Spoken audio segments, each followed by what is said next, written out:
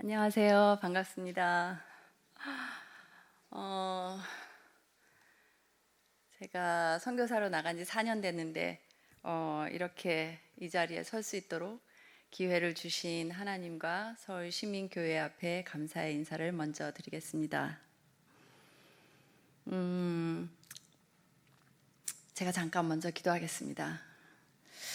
하나님 아버지, 또 선교 보고를 하러 이 자리에 섰습니다. 사랑하는 우리 서울시민교회 성도들과 또 하나님이 부족한 이 딸을 통하여 나누신 일들을 함께 이야기하고 나누는 행복하고 즐거운 시간이 되었으면 좋겠습니다.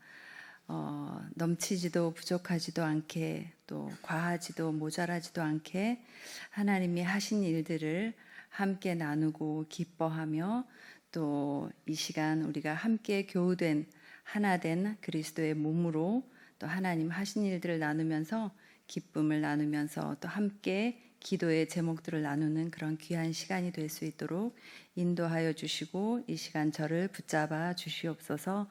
예수님 이름으로 감사하며 기도했습니다. 아멘. 오래전에 제가 읽은 책 중에 톨스토이가 쓴 사람은 무엇으로 사는가라는 책의 내용을 기억합니다. 잠깐 책 내용을 말씀드리면 어떤 여인이 쌍둥이 딸을 갓 출산했는데 하나님이 천사에게 그 아주머니, 그 여인의 영혼을 거두어오라고 명령을 하신 겁니다. 천사가 가서 보니까, 명령을 받은 천사가 가서 보니까 과연 작고 예쁜 쌍둥이 신생아가 태어나 있었는데 혼자 출산하느라 너무 고통스럽고 힘들었던 그 엄마의 몸부림 때문이었는지 한 아기의 다리 한쪽이 엄마의 몸에 깔려 있었습니다. 이 상황을 바라본 그 천사는 그 아이들 둘이 너무 불쌍했던 것입니다. 이 어린아이들을 도대체 어찌 한단 말입니까? 그래서 엄마의 생명을 차마 거두지 못하고 하나님의 명령을 어기고 그대로 그냥 돌아갔습니다. 하나님은 다른 천사를 보내서 엄마의 영혼을 거두셨고 명령을 어긴 그 천사는 벌을 받아서 인간의 몸으로 땅에 떨어졌습니다. 가죽신을 짓는 구두공으로 일을 하면서 살던 그 천사는 몇 년의 세월이 흐른 후에 어떤 아주머니가 아주 예쁜 여자아이들 둘을 데리고 구두를 맞춰주기 위해서 가게에 온 것을 보게 됩니다. 그 두 아이 중에 한 아이는 다리를 절고 있었습니다. 천사는 그 아이를 보자마자 아이들을 바로 알아보았습니다. 천사는 생각했지요. 엄마가 아니면 그 아기들은 살 수 없을 줄 알았습니다. 그 순간, 아이들을 보는 순간 천사는 하나님의 뜻을 깨닫고 미소 지으면서 하나님의 뜻을 알게 됐습니다. 천사의 생각으로는 그 아이들이 살 수 없을 줄 알았지만 하나님은 그 아이들을 훌륭히 키우고 계셨고 돌보고 계셨던 것입니다. 제가 이 책의 내용이 생각나는 이유는 아이들을 돌보는 일을 하다 보니까 이 내용이 특별하게 마음에 와 닿았습니다. 하나님이 말씀하시는 사랑에 대해서도 사실은 참 자주 묵상을 해보게 됩니다. 오늘 설교 제목을 이렇게 잡았는데 여러 가지가 있지만 그 중에 온유라는 말씀과 오래 참아야 하는 그것이 사랑임을 사실 현장에서 자주 생각하고 자주 묵상해 봅니다. 가장 어렵고 힘들다고 느끼는 부분이 그런 부분입니다. 먼저 다 아시겠지만 저의 지난 이야기, 과거사를 좀 잠깐 나누겠습니다. 저는 30대 중반에 의료 선교를 결심한 후에 선교 훈련을 받으면서 다른 어느 나라도 아닌 북한 의료 선교에 발을 들이게 되었습니다. 1990년대 후반 북한이 낮은 선봉이라는 지역을 잠시 오픈했었고요. 해외 여러 많은 기업들이 들어가기도 했는데 그때 당시 저희 한국에 있는 북한 의료 지원하는 단체에서도 선봉군 인민병원이라는 곳에 의료 장비 지원과 더불어 9명의 의료 선교사가 들어가기로 준비를 했었습니다. 저도 그 중에 한 명이었고, 사실 얼마 전에 갑자기 돌아가신 그 박상은 원장님, 또 국민일보에도 기사가 났던데 그분도 그 멤버 중에 한 분이셨습니다. 그래서 북한 그 낮은 선봉 지역에 들어가기로 되어 있었는데, 의료 선교 훈련을 받으면서 사실은 여러 나라에서 많은 선교사님들이 간호사나 의료 선교사 한 사람만 와주면 너무 좋겠다, 이런 요청들을 사실 많이 받았습니다. 그때쯤은 저도 사실 하나님, 주님 보내시는 곳으로 제가 가겠습니다 라고 기도하면서 엎드려 있을 때였지만 북한이 마음에 들어올 거라고는 생각하지 못했습니다. 그래서 북한을 가겠습니다 하고 선교팀이 모여서 여러 가지 준비를 했었는데 결국은 들어가지 못했죠. 결론은 북한이 이런저런 핑계를 대면서 이제 또 우리가 받은 의료 장비는 또 다 받고, 그리고 이제 그만두자라기보다는 다음으로 미루자라는 얘기를 했는데, 자꾸 그렇게 이제 미루다가 사실은 그 일이 취소가 되었습니다. 근데 그때 당시 어떤 간호사 후배 하나는, 아프리카 우간다로 나가게 된 간호사 후배 선교사 하나는 나가면서 인사하는 자리에서 이런 얘기를 했습니다. 저는 수가 언니가 정말 대단해요. 저는 아프리카를 10번 가라고 했으면 10번을 갔지 북한은 절대로 못 갈 것 같아요. 그런 얘기를 한 적도 있었습니다. 사실 그 대단한 수가 언니는 결국 북한을 들어가지 못했고요. 들어가지 못한 상태로 국내에서 북한 지원하는 일을 하다가 2002년 서울시민교회 요청으로 연변의 결핵 환자를 돕기 위해 나가게 되었습니다. 사실은 고민과 기도의 시간이 좀 길었습니다. 왜냐하면 저는 국내에서 북한 의료 지원 사역을 하고 있었고, 그러던 중에 2002년 5월 달에 한국에서는 한일 월드컵 열기가 한창이던 그 시절에 제가 평양을 다녀오게 됩니다. 평양을 다녀온 이후로, 그전에는 제가 북한 의료 선교를 마음에 품었다고는 하지만 사실 그렇게 막 간절하게 북한 사람들이 불쌍하다거나 막 우리 동족이 막 안 됐거나 마음이 아프거나 그러지를 않았었거든요. 그런데 2002년 5월 평양을 다녀온 이후로 우리 민족을 향한 애타는 마음이 철철 넘쳐나고 있던 시기였습니다. 그렇게 있던 중에 서울시민교회 요청으로 연변을 가라고 하시니 제가 갈등과 고민을 안 할 수가 없었습니다. 왜냐하면 중국이라는 생각이 얼른 마음에 들어오지 않았거든요. 그래서 기도를 많이 했는데, 그때 기도의 시간이 길어진 끝에 하나님이 제게 그런 깨달음을 주셨습니다. 사실 가라고 하는 곳이 연변의 용정시라는 곳이었는데, 연변의 여러 도시들 중에서 용정시는 조선족 비율이 70% 이상이던 곳이었습니다. 가장 조선족이 많이 모여 살던 곳이었죠. 그래서 그때 기도 중에 깨달은 사실이, 그곳에 있는 사람들도 국적은 다를지 모르지만 거기 있는 사람들도 우리 민족이구나 하는 걸 깨닫고, 제가 교회의 말씀에, 교회의 요청에 순종하여 연변으로 갔습니다. 사실 가서 만나보니까 그곳에 많은 사람들이 전부 북측이나 아니면은 남한의 할머니, 할아버지 세대들을, 그런 후손들이 그곳에 있는 것이었습니다. 2003년 기억하실런지요?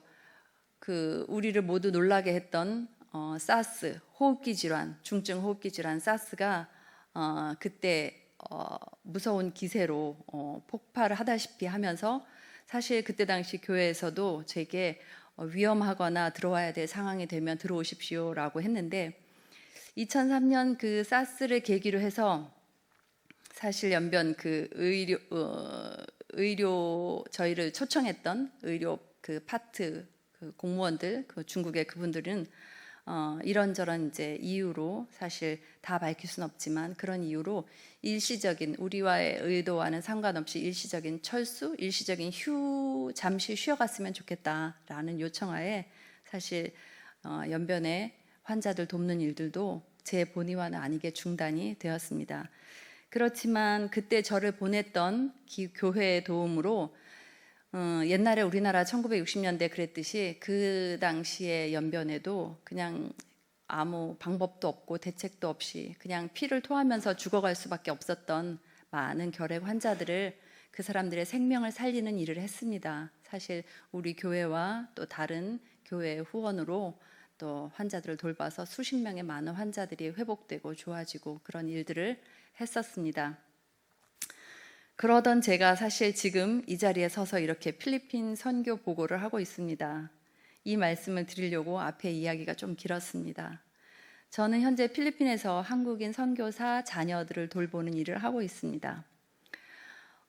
우리 아이들이라고 해서 갔습니다. 사실 만약에 필리핀 학생들이거나 다른 나라 학생들이거나 그랬다면 가지 않았을 것 같습니다. 왜냐하면 거기도 우리 아이들이고 저는 하나님이 우리 민족을 향한 비전을 주셨다고 확신하기 때문에 우리 아이들이 있는 곳이라면 그러면 내가 가야지 하고 갔습니다. 아시다시피 저는 결혼을 하지 않았고 출산을 한 경험도 없어서 아이들을 키우고 돌보는 일과는 크게 상관없이 살 줄 알았습니다. 제가 그냥 평범한 학교에 교사로 근무한다면 이런 말씀을 드리지 않을 것입니다. 제가 사역하고 있는 학교는 마닐라 한국 아카데미라고 하는 마닐라 근교에 위치한 한국 선교사들 자녀들만 다니는 초중고 12년 기숙사형 학교입니다. 지금으로부터 30년 전에 세워졌고요. 애초에 학교가 처음 시작될 때 자녀들 교육을 고민하던 선교사님들, 통합 측, 합동 측, 고신 측 이렇게 선교사님들 여러분들이 마음과 뜻을 합해서 시작한 학교라고 합니다. 그곳에서 저는 보건교사를 하고 있고요. 동시에 제2 외국어로 중국어를 가르치는 일도 하고 있습니다. 능력이 많아서가 아니라 급여가 없는 학교이다 보니까 교사 수급이 쉽지 않다는 뜻이지요. 말씀드린 대로 학생들의 부모님들은 전 세계 각지에서 복음 전하는 선교사님들이십니다.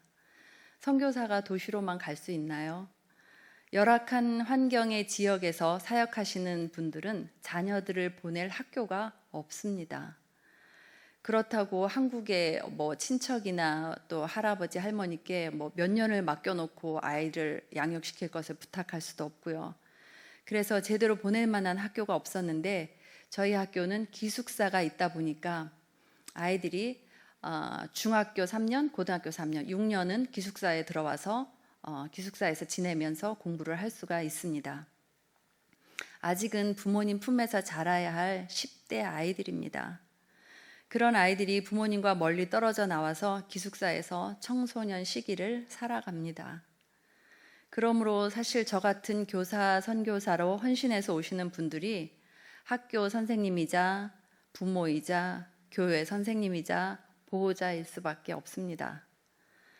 그곳에서 MK 사역을 하면서 제가 해야 할 일 또는 아이들에게 필요하다고 느껴진 것을 제가 간단하게 한 3가지 정도로 요약해서 나누어 보고자 합니다.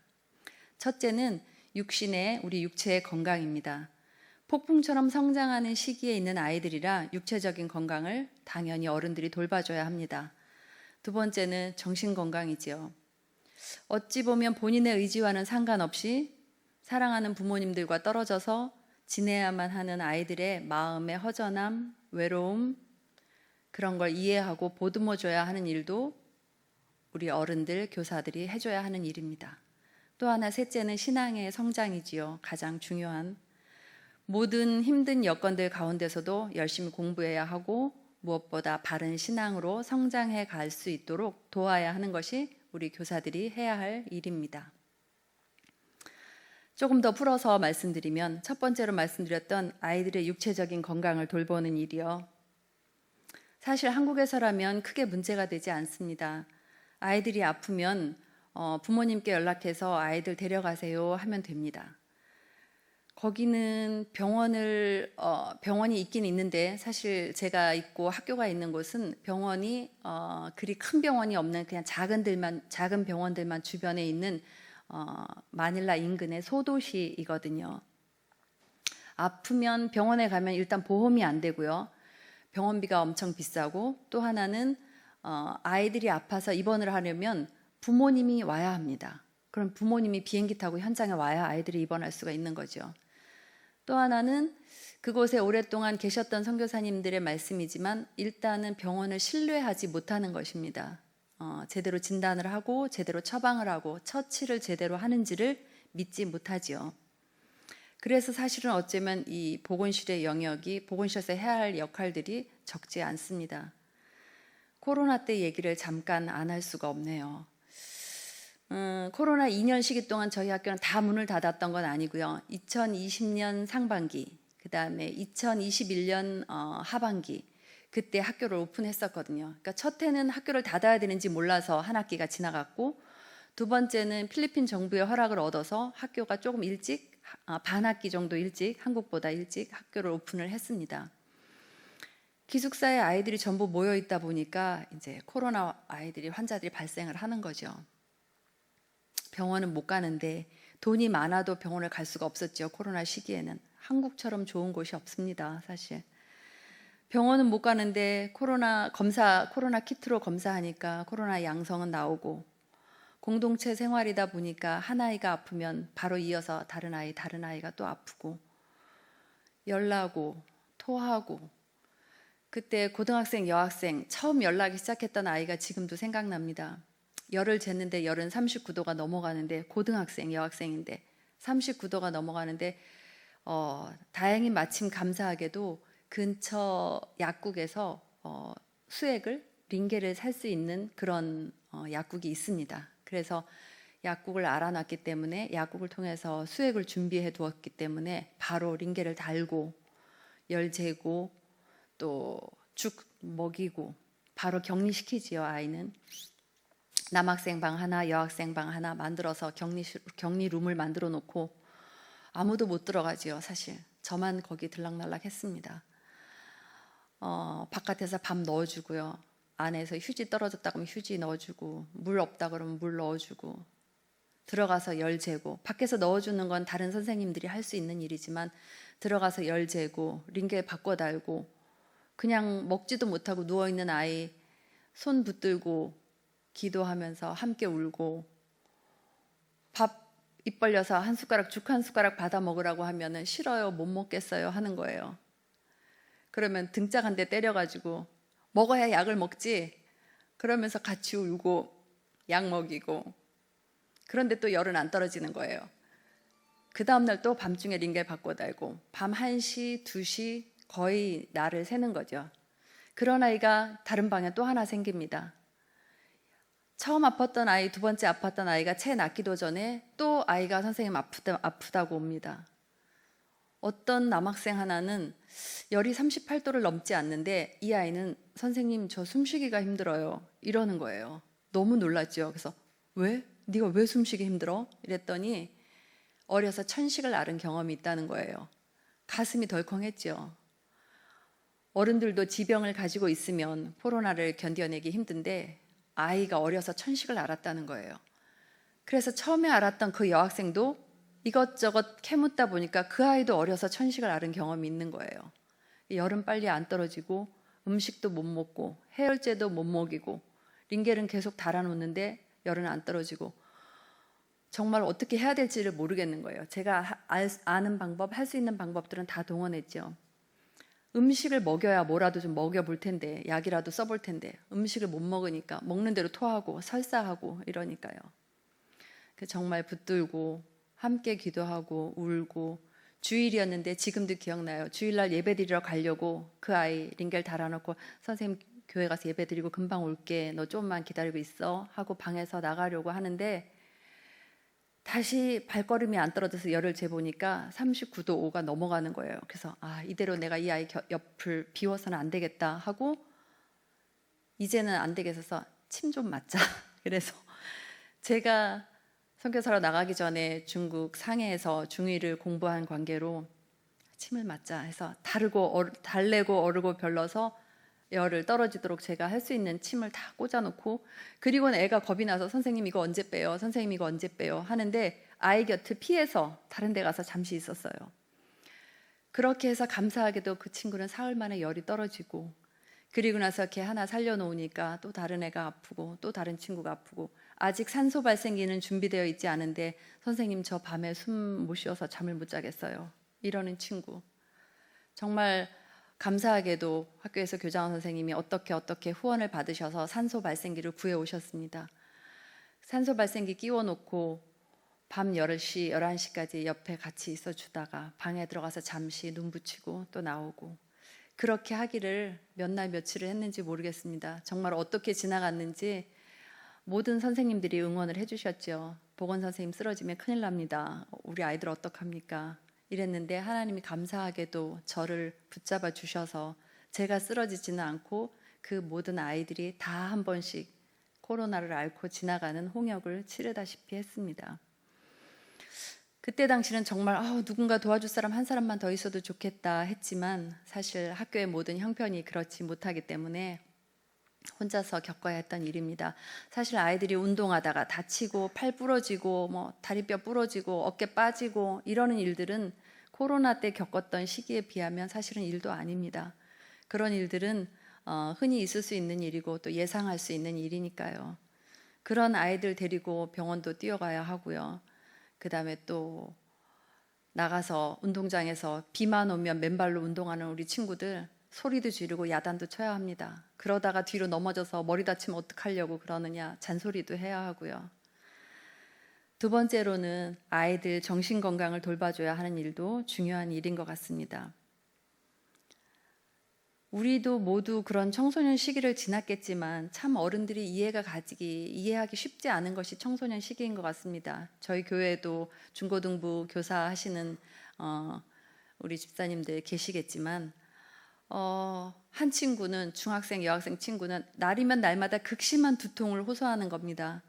이 아이는 자기 표현으로 머리를 이렇게 띄어서 이렇게 떼어놨으면 좋겠다고 얘기할 정도로 너무너무 두통이 아파하는 거예요.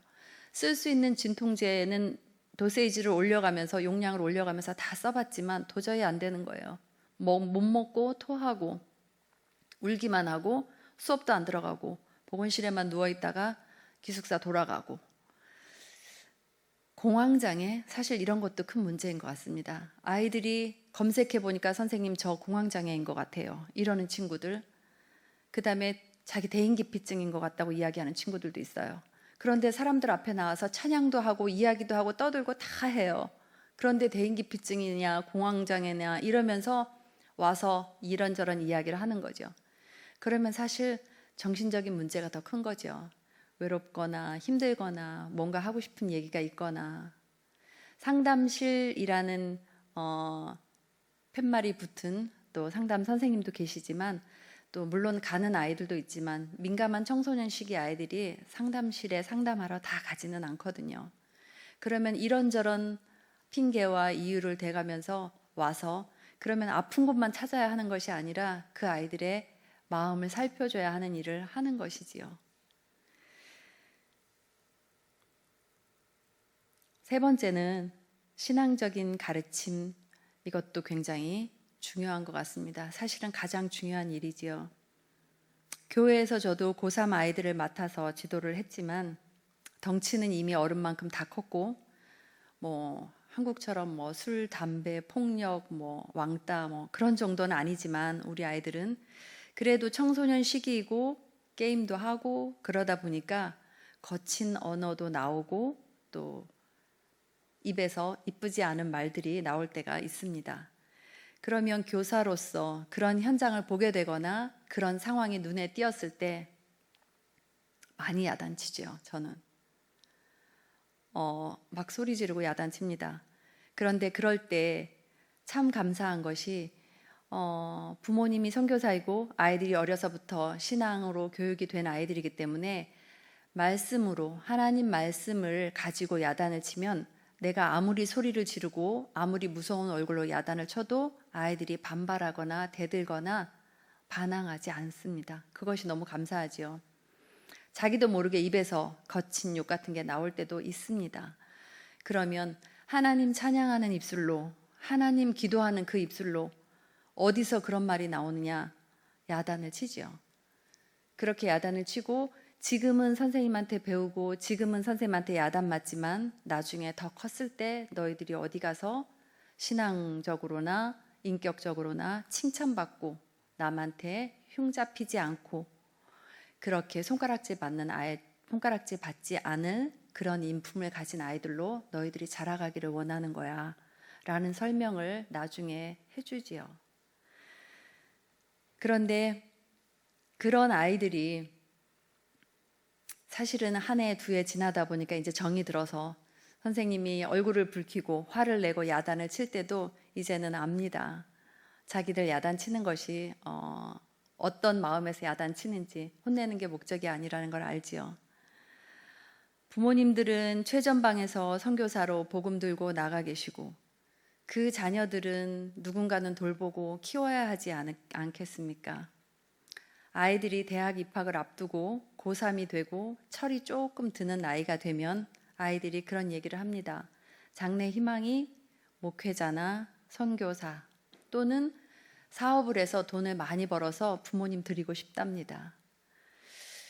그런 이야기를 들으면 기특하기도 하고 이쁘기도 하지만 한편으로는 짠하기도 합니다. 자기들의 어떤 장래 희망이나 뭔가 해보고 싶은 꿈을 키우고 펼치고 내가 뭐가 되고 싶다 이런 것보다는 선교를 해야 하고 복음을 전해야 하고 또 아니면 돈을 벌어서 그런 일을 하시는 부모님을 도와야 하고 이런 생각을 한다는 것이 마음이 아프기도 하고 또 이쁘기도 합니다. 우리의 미래이고 어떻게 보면 희망이고 선교 자원이 될 귀한 아이들이 아니겠습니까?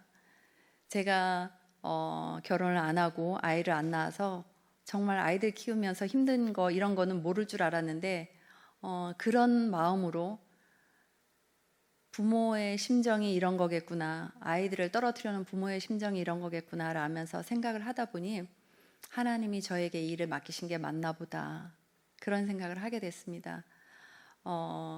내가 만약에 부모고 아이를 낳았다면 더 잘했을 수 있을지는 모르겠지만 앞에 서두에 말씀드렸던 그 아이를 키워준 옆집 아주머니의 심정처럼 아이를 키우고 세워가는 건 하나님이 하시지요. 하나님이 하시고 하나님이 키우시는 게 맞는 것 같습니다. 저희는 옆에서 심부름하고 수종 들고 대신 말해주고 하나님 말씀을 대신 알려주고 그렇게 해서 육체적으로 정신적으로 또 신앙적으로 키워가는 것 같습니다. 지금까지 제가 말씀드렸던 우리 아이들의 모습을 사진 몇 장 안 되지만 잠깐 사진으로 좀 보여드리겠습니다. 이 사진이 먼저 나오네요. 이거는 제 방에서 찍은 사진입니다. 처음에 가서 어찌나 놀랬는지 사실 샤워실에서 샤워하려고 옷을 벗다가 저런 애들을 발견을 했거든요. 너무 놀래갖고 심장이 멎는 것 같아서 야, 너 저리 가. 움직이지 마. 막 이렇게 해갖고 너무 놀란 나머지 얼른 사진을 찍었던 기억이 있습니다. 이제는 뭐 저런 애들은 큰 문제는 안 되지요. 사실 와도 가까이 오지 말아라 이렇게 뭐 얘기하면서 지나갑니다. 중학생 우리 아이들 마지막 종업식 할 때쯤 함께 찍은 사진입니다. 제가 중국어 가르친 아이들이지요. 수업 시간엔 장난치고 말도 안 듣고 떠들기도 하고 이러는데 사진 찍을 때는 얼마나 이쁜지 모릅니다.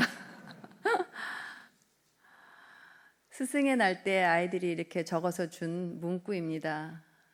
저럴 땐 또 얼마나 이쁜지. 야단 저거 읽고 나면 한 일주일, 2주일 정도는 수업 시간에 떠들어도 야단 못 칩니다. 졸업할 때 우리 뒤에 이제 가운 입고 졸업이 아쉬워서 12학년 요 바로 얼마 전 12월 달에 졸업할 때 찍은 사진입니다. 쟤는 중학교 1학년 때부터 봤는데 말도 없고 그냥 보건실에 와서 어디 아프다는 얘기도 안 하고 그냥 몸만 베베 꼬고 이러던 아이였는데 졸업한다고 나간다고 선생님 보고 싶어서 어떡해요 이러면서 함께 사진 찍었던 친구입니다. 교회에서 제가 맡았던 고3 친구들입니다. 덩치는 저렇게 크고 말도 어찌나 안 듣는지 모르는데 또 찬양하고 기도하고 또 찬양 인도하고 율동하고 이럴 때는 얼마나 이쁘고 정말 초등학생들 귀여움 저리 가라로 귀여움도 떨고 그럽니다. 나이가 19, 20, 21인 아이도 있지요. 저 안에 이제 부모님 따라서 선교지 다니다 보니까 그 학기가 좀 늦어져서 그런 친구도 있습니다. 어느 날 보건실 문을 열고 잠깐 화장실 다녀왔는데 이렇게 폐잔병 같은 모습들로 애들이 이렇게 보건실을 점령하고 있는 거예요. 그래서 너무 놀래갖고 너네 뭐니 왜 이러니 했더니 선생님 저 배 아파요. 저 설사예요. 저 수업 못할 학교 오자마자 보건실부터 들어와가지고 절반은 엄살도 있습니다. 저 안에. 이제 코 안에 뭐 염증이 생겨서 코 안에 혹 같은 게 나서 막 피나고 이래서 봐주던 이 친구는 정말 공부 열심히 하던 친구, 부모님이 베트남에 선교사를 계시는데 공부 열심히 해서 이번에 대학 간 친구입니다. 코로나 때 찍은 사진이죠. 코로나 때 저렇게 하고 아이들 방을 왔다 갔다 했습니다. 다른 선생님들은 근처에 오지 못하게 하고 저만 드나들었죠. 얘도 12학년. 이 친구는 코로나 때 아버님이 목사님이셨는데 필리핀에서 아버님이 돌아가신 친구예요. 그래서 우리 너무 안타깝고 코로나 걸리셔서 그때 저희 교단을 아니고 다른 교단 목사님이신데 딸만 셋, 넷 중에 이 친구가 막내인데 아버님이 코로나로 돌아가셨는 그런 안타까운 일들도 있었습니다. 여기는 이제 다른 교사 선생님 치료받으러 와서 치료받았던, 이거는 발바닥에 이제 종기가 생겨가지고 느닷없이 정원 주일날이었는데 제가 주일날 예배드리고 왔는데 사실 주일도 없고 토요일도 없습니다. 아프다고 연락이 오면 보건실 문 열고 치료하고 또 주사도 놓고 시도 때도 없지요. 근무 시간이라고 딱히 정해져 있다고 볼 수가 없습니다. 저 친구도 선생님 발바닥 너무 아파요. 걸음을 걸을 수가 없어요. 그래서 그래 그럼 예배 마치고 보건실로 가자 이래서 보건실 와가지고 피고름 짜내고 그랬던 친구입니다. 근데 남자애라고 울지는 않더라고요. 다시 염증이 재발하지 않도록 제가 저걸 짜내면 굉장히 막 모질게 짜내거든요. 아프게. 그래야 다시 안 생기기 때문에. 운동 좋아하는 친구인데 한참 운동 못했었지요. 발바닥이 저래가지고. 이거는 코로나 때 기숙사에서 제가 핑크색 옷 입은 거는 여자 기숙사 병실에서 링겔 놓는 장면입니다. 밤 11시, 12시에도 뭐 링겔 놓고 기숙사 방에서도 놓고 보건실에서도 놓고. 이건 이제 남학생 병실. 저쪽 옆에도 사실 저 책상 옆에도 또 하나 학생이 누워 있거든요. 그래서 한 방에 2명 이제 눕혀놓고 링겔 맞는데 저 친구는 일본에서 온 친구인데 주사바늘 얼마나 무서워하고 겁을 나는지 저거 꼽는데 한 20분, 30분을 달래가면서 꽂았습니다. 너 이거 안 맞으면 안 돼. 꼭 맞아야 돼. 선생님 안 맞으면 안 돼요 하는 거를 키는 180인데 한 30분 달래갖고 났습니다. 저 친구는. 산소 발생기. 제 산소 꽂고 있는 줄 보이시죠? 저 친구도 고3 한동대 간 친구인데 저렇게 산소 발생기 꽂고 밤 되면 숨을 못 쉴 것 같아서 겁난다고 해서 마침 산소 발생기가 이제 보건실에 저 때쯤은 들어와서 있을 때라 산소 발생기 꽂아놓고 밤 10시, 11시까지 같이 이야기 나누다가 들어가서 선생님 몇 시간 조금만 자고 눈 붙이고 나올게 이러고 와서 이제 또 아침에 문 열어서 밥 먹이고. 이것도 전부 보건실에서, 또 한쪽은 방에서 수업하는 장면이고요. 중국어 수업하는 장면입니다. 마지막 기도 제목이 나왔는데 제가 서두에 말씀드렸던 책 내용을 기억하시지요? 저는 그 쌍둥이 아이들을 딸아이를 키우신 옆집 아주머니의 역할을 하나님이 저에게 맡기신 거 아닌가 생각합니다. 참 감사할 것밖에 없습니다. 제가 뭐라고 나 같은 죄인 부르셔서 하나님이 하시는 일에 수종들게 하시는구나 그런 생각을 하다 보면 은혜 아닌 순간이 없었습니다.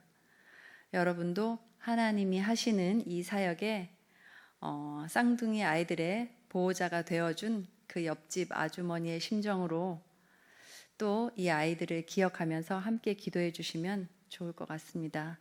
또 하나는 제가 정말 온유함으로 오래 참으면서 이 아이들을 끝까지 사랑으로 잘 섬길 수 있도록 그것도 함께 기억나시면 기도해 주시면 너무 감사하겠습니다.